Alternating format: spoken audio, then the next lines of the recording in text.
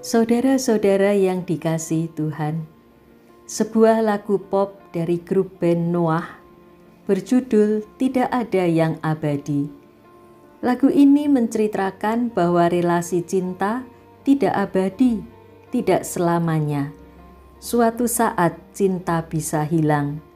Suatu saat orang bisa dipisahkan oleh kematian. Apa yang dikatakan dalam lagu ini merupakan realita. Dalam hidup ini tidak ada yang abadi. Saya masih ingat semasa mahasiswa, seorang teman berkata, kalau fotokopi buku suatu saat akan kabur, tidak dapat dibaca lagi. Dosen kami berkomentar, memang di dunia tidak ada yang abadi. Dan kami semua hanya bisa tertawa. Memang benar, di dunia tidak ada yang abadi. Yang abadi adalah ketidakabadian itu sendiri.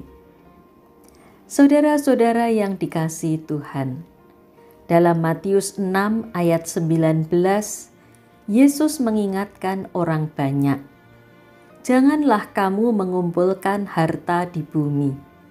Di bumi ngengat dan karat merusakkannya, dan pencuri membongkar serta mencurinya. Yang dimaksud mengumpulkan harta bukan sekedar mencari nafkah untuk memenuhi kebutuhan hidup sehari-hari, melainkan menumpuk atau mengumpulkan sebanyak-banyaknya.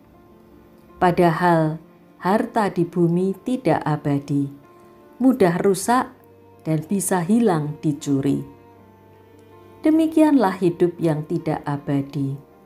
Apa yang kita miliki bisa hilang. Tidak hanya harta benda, kita juga bisa kehilangan bermacam-macam hal lain.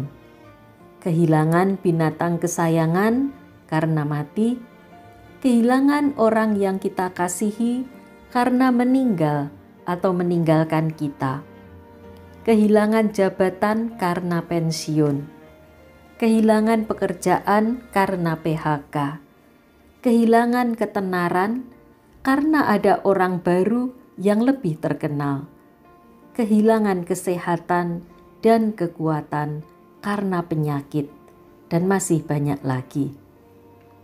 Saat mengalami kehilangan, pasti kita merasa sangat berat.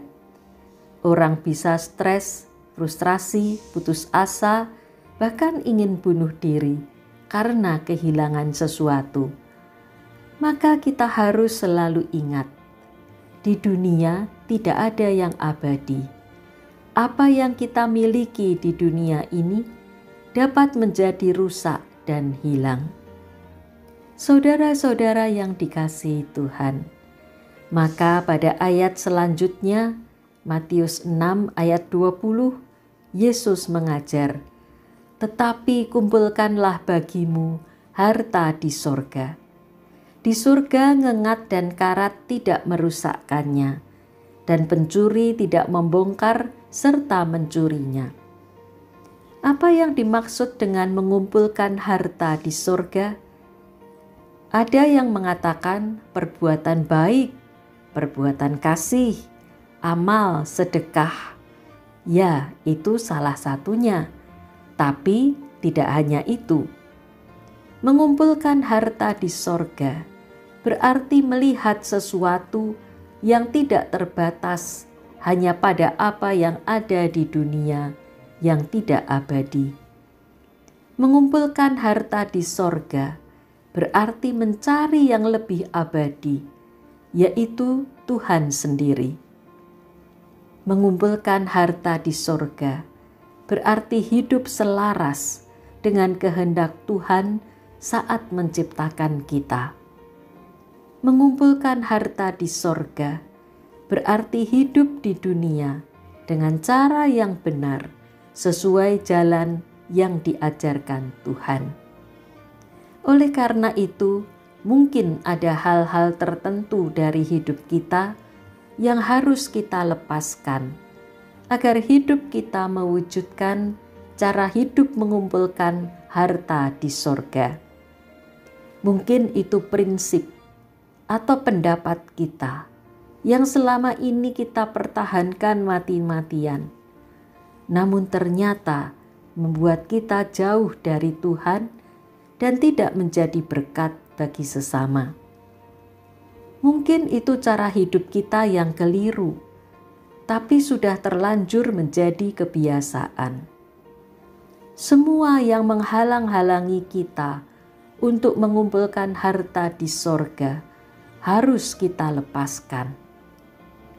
Memang tidak mudah dan tidak nyaman melepaskan sesuatu yang selama ini sudah kita pegang.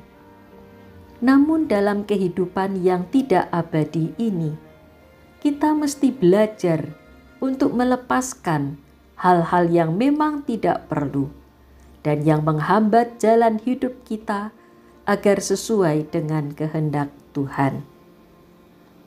Apakah bedanya kehilangan dan melepaskan? Dalam hal kehilangan, biasanya kita berada pada posisi pasif, bahkan seringkali tidak berdaya untuk mencegahnya. Sebaliknya, dalam hal melepaskan, kita berada pada posisi aktif.